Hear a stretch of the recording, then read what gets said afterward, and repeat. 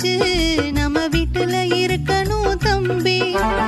ஊரடங்கு உத்தரவ மதிச்சு நம்ம வீட்டுல இருக்கணும் தம்பி. நாம இப்ப வீட்டுல இருக்கணும் தம்பி.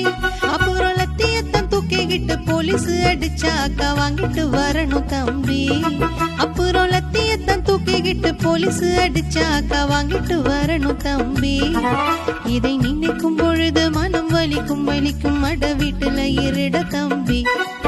ஓ பக்கம் வந்திடாதே, ஓ பக்கம் வந்திடாதீங்கோ. கொரோனா வந்திடுங்கோ, 1 மீட்டர் தள்ளி நில்லுங்கோ.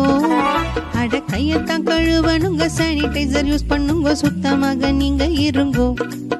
கொரோனா